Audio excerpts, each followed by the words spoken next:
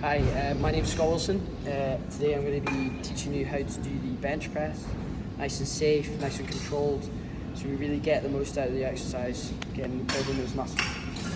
So the prime movers of the bench press are your chest, your pectoral muscles, also your tricep muscles, and mainly your kind of front delts, but most of the shoulder too. Just really that compound upper body lift is what it targets. So if you want to come in close, I'll show you the grip. So starting the grip of a bench press is very easy. We're going to use the knurling as a guide. What I do is I put my thumb, so the end of my thumb is touching the end of the knurling, and then I just wrap my hands around, making sure it's nice and comfortable. Many people like it slightly further in. This focuses more on the kind of tricep area. Further out really emphasizes that really big chest. It's just kind of finding that comfortable. I'm a bit shorter, so I have a little bit further in, and yeah, just get set.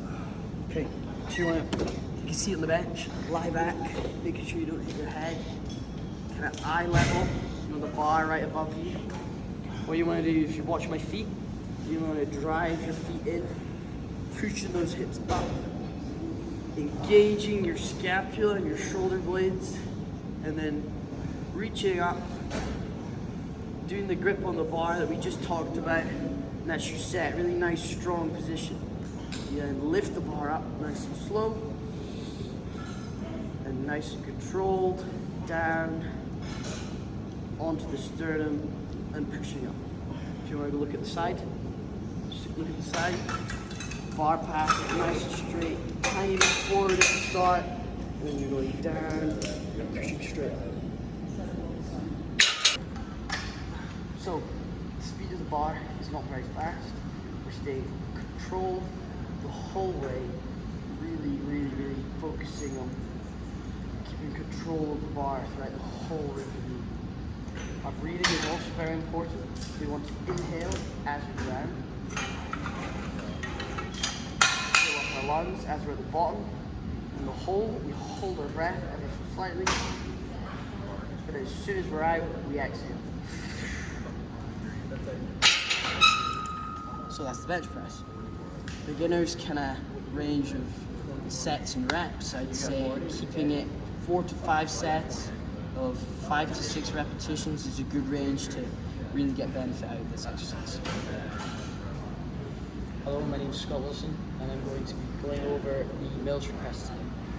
Military press is a very useful exercise when looking to build up your shoulders, the front, the middle delts, your back, your triceps, like upper back, traps as well, because it's all up here, it's all above your head.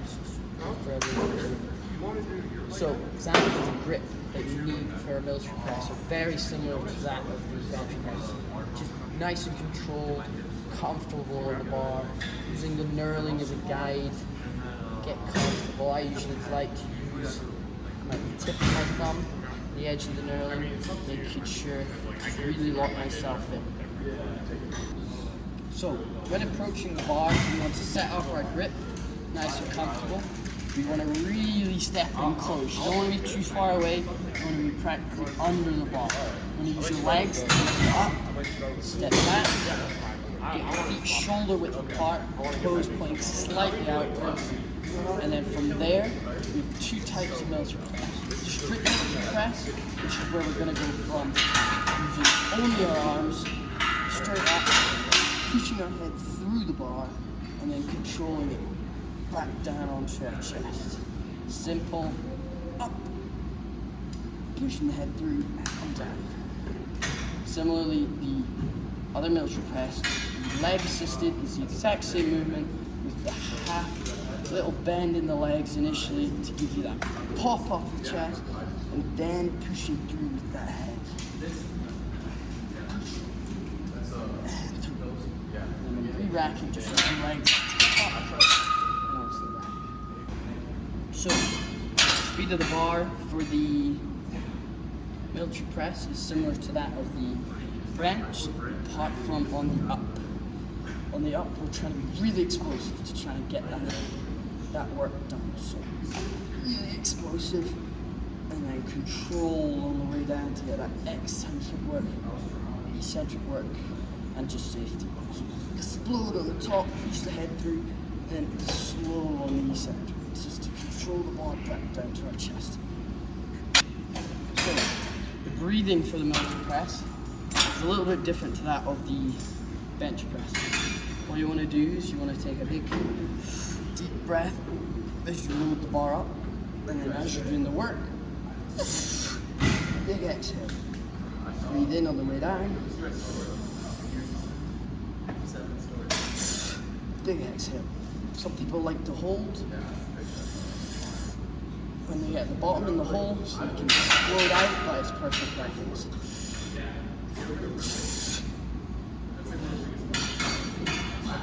So, for a beginner, I suggest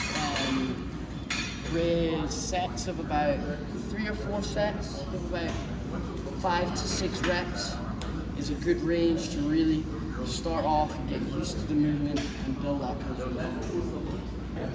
Hello, my name is Scott Wilson, and today I'm going to be explaining to you how to safely do the exercise known as the squat. Specifically, we're going to cover the back squat. Back squat, the prime movers are your quads, your quadriceps, your glutes, your big glutes at the back, and your hamstrings, and also your hip flexors are also heavily involved. So, the grip for the back squat is going to be similar. We are going to use the knurling as a guide, as we always do. Get comfortable. You don't want to be too tight, too close, because then you'll be really, you want to be too cramped. You want to be nice and open. Big chest, big shoulders. Just take it slightly wider than usual. You're going to step in right underneath the bar. Now, you want to create like a shell. You're not on your neck, you're not on the neck, and you're not really far down on your back. You want to be nice in the middle, nice upper back, just so we're giving ourselves a good base to kind of keep that bar secured. So, as mentioned before, once we step in, get that bar nice on our top of our back, we want to press up with our feet. Now, setting your feet before you squat is very important, because too narrow, you'll hurt yourself, you'll hurt your hips, you'll hurt your knees. Too wide, and yet again, you'll lose control and you'll struggle to get out of the hole. So you want to be just slightly wider, or bang on shoulder width apart. Your toes don't want to be pointing out, they want to be slightly pointed out, so that as you go down, your knees are going to follow your feet and go outwards, okay?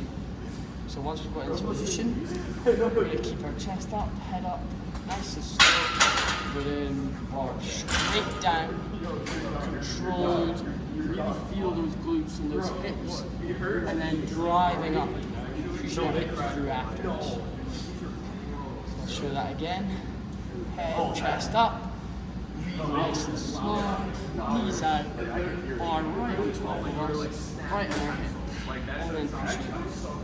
If you want to go to the side of me, I'll show you the bar path.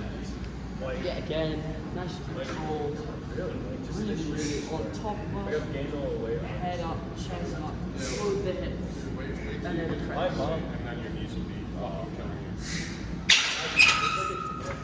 The speed of the bar in the back squat is very key. We want to get the maximum amount of benefit from this exercise by really exploding out of the hole as fast as we can. So that will give us the best strength and gains for our glutes and our quads, as we talked about. So, nice and controlled as always on the way down. Nice and safe. Nice and safe. Pause at the bottom and then explode out. Not jumping, just keeping your feet on the floor, but just quick, as fast as you can, nice and slow, and then nice and strong. Breathing wise, you're going to breathe in on your way down, really fill your lungs, big chest. At the bottom, we're going to hold in the hole, and as soon as you're out, you're going to exhale with the work and the explosion on the way I'll show you that now. Breathe in all the way down. Hold. Exhale on the way up. Show that again.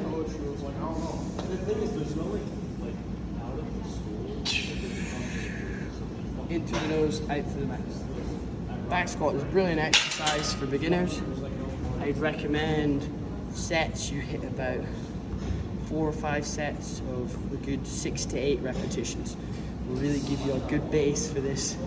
And legs, having a good base of your legs is very beneficial.